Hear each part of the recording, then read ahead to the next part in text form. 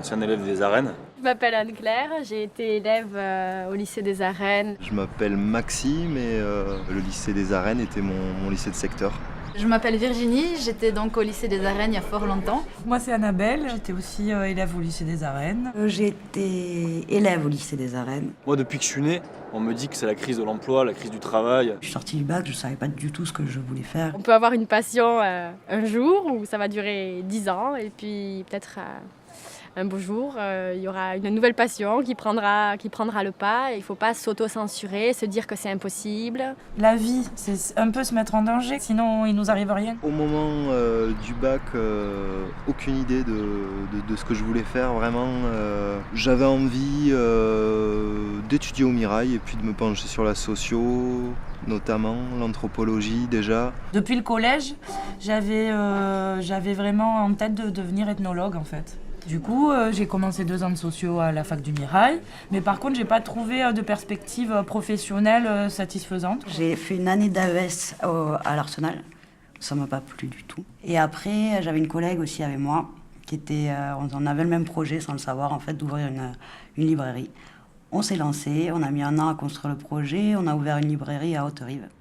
Après cette première expérience, dont j'étais un peu déçu, je me suis redirigé vers la socio exclusivement. À l'époque, l'anthropologie, c'était une spécialité qu'on pouvait prendre qu'à partir de la 3e année.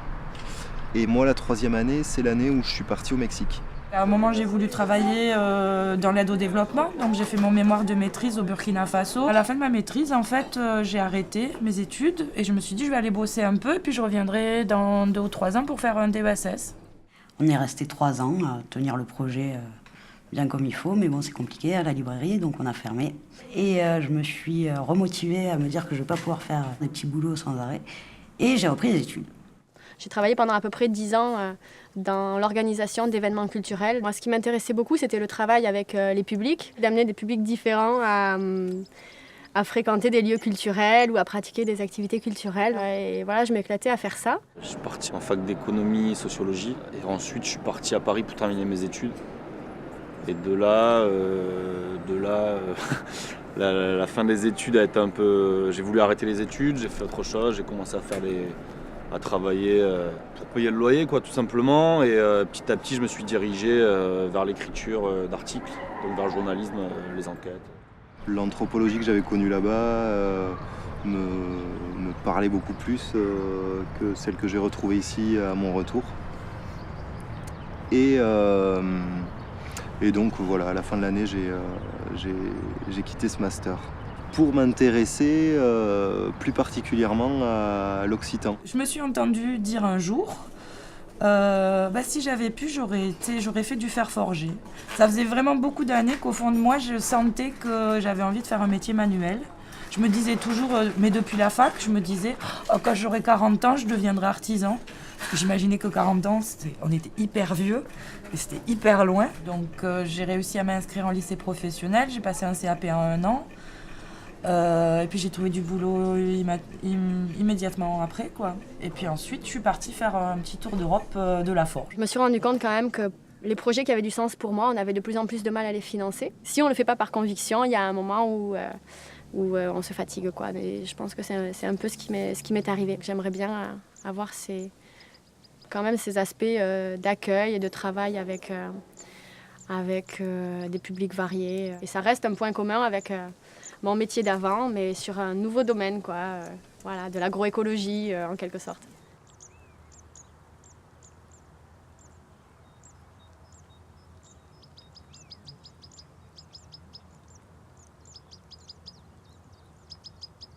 Un paysan boulanger, c'est quelqu'un ou plusieurs personnes qui travaillent ensemble pour faire toutes les étapes nécessaires à la fabrication du pain, en partant de la culture des céréales, la partie fabrication de farine, donc de transformer le grain en farine. Et ensuite, bien sûr, il y a toute la fabrication du pain. C'est vraiment un métier dans lequel on a l'impression de travailler avec une matière vivante, et c'est ça qui est très intéressant dans ce métier-là. Il y a un côté, un travail avec les sens qui est très appréciable, et aussi le plaisir de pouvoir maîtriser toute une filière de production du début à la fin.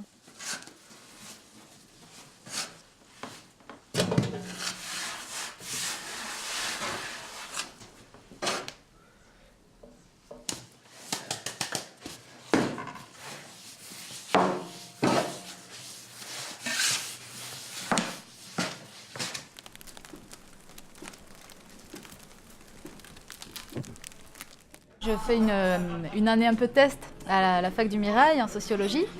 Ça me permet de rencontrer pas mal de personnes. Je décide de partir en Espagne pour travailler essentiellement sur la guerre civile espagnole qui a un lien avec l'histoire de mon grand-père.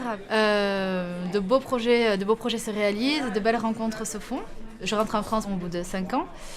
Et toujours habité par la passion du livre qui a été un peu le fil directeur. À la fin de mes études, j'ai fait une enquête sociologique sur le travail précaire.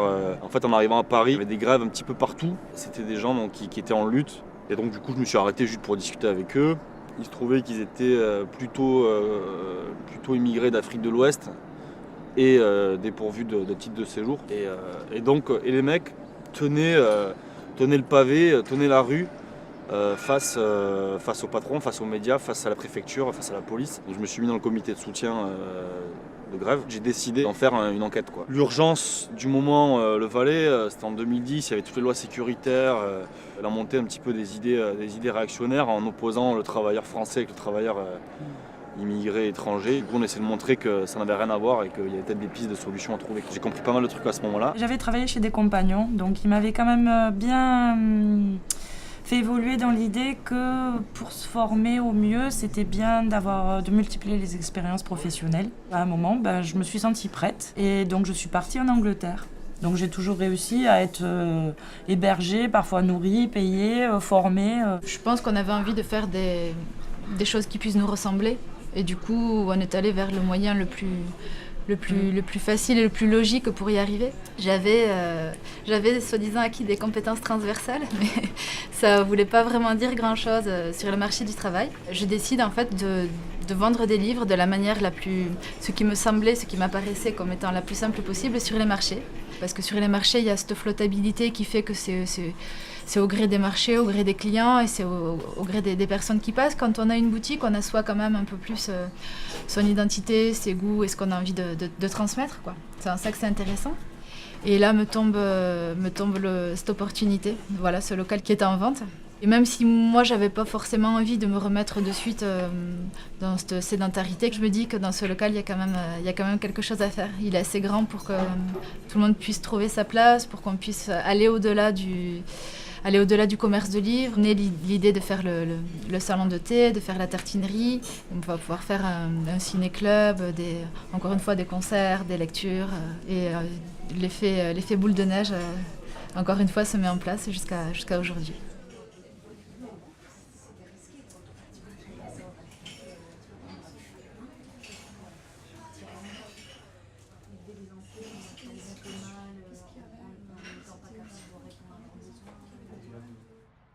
J'ai passé du temps dans cette région donc qu'on appelle le Sotavento pour avoir accès le plus possible à un apprentissage de cette musique et une expérience un petit peu directe.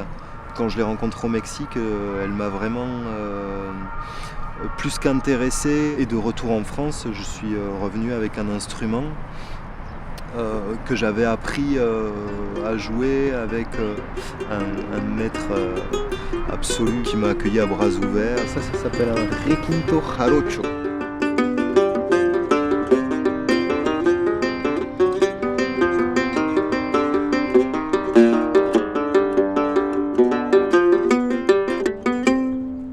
En plus de ça, il y a la coïncidence, j'ai eu la coïncidence de rencontrer de retour à Toulouse des musiciens qui connaissaient, qui avaient fait l'expérience aussi de cette musique-là. Et pendant 2 ans, on a joué et on a eu l'occasion de beaucoup voyager aussi avec cette musique-là. Ça a été riche de rencontres là aussi.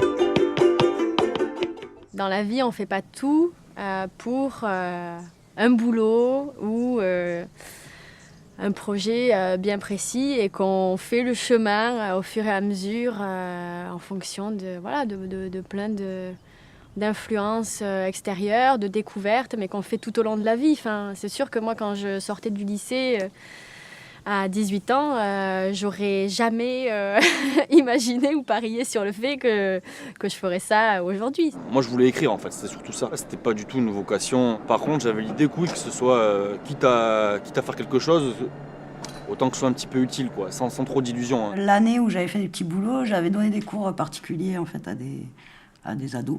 Et ça m'avait bien plu ce côté pédagogique, même si je voyais bien que j'avais des choses à apprendre là-dessus. Et je voulais combiner l'histoire géo et le fait d'enseigner. Et aussi, je crois, me sentir un peu utile. J'avais cette envie-là. Donc pourquoi pas l'enseignement? Et je me suis dit, bon, faut le tenter, quoi. Je me suis jamais vraiment projetée très très loin. Du coup, en ça, c'est une prise de risque parce que du coup, j'ai pas un projet, j'ai jamais eu un projet extrêmement mûri. Mais l'avantage d'avoir commencé par les marchés, par exemple, c'est que ça nous donne l'opportunité de pouvoir y aller à tâtons et de pouvoir s'arrêter pour souffler un peu à chacune des étapes sans avoir l'impression qu'on peut être déséquilibré à la moindre erreur. Je me donne la liberté de pouvoir me réinventer. Et du coup, j'ai gardé cette façon de faire avec la Stamino. Tu regardes un avenir, ça a l'air radieux, tel que tu te l'imagines, les contours sont un peu flous, mais t'y vas parce que voilà, ça te fait rêver, quoi. La notion du beau, du travail bien fait, de mettre son corps à l'ouvrage, c'est des notions peut-être un peu désuètes, mais quand même assez centrales, qui m'intéressent dans ce métier. Donc c'est le travail du métal, mais c'est vraiment la forge, donc le travail à chaud. La transformation plastique de la matière. C'est une question de fil un petit peu à retrouver, à dénouer et à retordre aussi de temps en temps. Mais il n'y a rien de prédestiné. La génération qui est après moi est beaucoup plus mature, je la trouve beaucoup plus intelligente, beaucoup plus facile à s'adapter, beaucoup moins de complexe que nous on pouvait avoir. Je pense pas qu'il y ait une levée d'étendard en disant voilà, moi je décide soit de me caser, soit de vivre de ma passion. C'est pas antinomique. En général, dans la vie, on n'est pas obligé de s'enfermer en fait, dans un rôle. On fera certainement plus le même métier pendant 40 ans. Il faut aussi s'écouter, quoi. S'épanouir tout de même dans son activité principale de la semaine, c'est-à-dire son travail. Le temps qui passe ne se rattrape jamais. Et j'avais vraiment envie de pouvoir vivre tous ces moments, y compris les 8 heures qu'on est censé passer au boulot, en n'étant pas trop loin du plaisir, quoi. Je pense que c'est riche dans la vie de pouvoir suivre un peu le vent qui nous porte à droite, à gauche, parce que quand même au fond de nous, généralement, il y a des raisons sincères qui nous poussent à nous intéresser à certaines choses. Et on ne sait pas forcément où ça va nous mener, mais de s'écouter un petit peu permet quand même d'être honnête envers soi-même et souvent de trouver des choses qui ont vraiment du sens pour nous, quoi. Voilà. Donc de se faire confiance aussi par rapport à ça et d'écouter des petites voix qui peuvent nous parler de temps en temps au gré de rencontres ou de découvertes sans forcément savoir exactement où on va, mais on va quand même quelque part. Bien sûr, il y a un certain nombre de choses dont on hérite de droite et de gauche, et on garde ce qu'on a envie qui nous définisse à un certain moment. On choisit notre identité. Je suis plutôt pessimiste de manière générale, mais je pense que ça sert à rien de l'être en fait. Il y a un rebondissement, quoi. Un rebondissement qui est imprévisible. Ce que je retiens, c'est surtout humainement, peut-être des affinités, des rencontres, des petits éveils.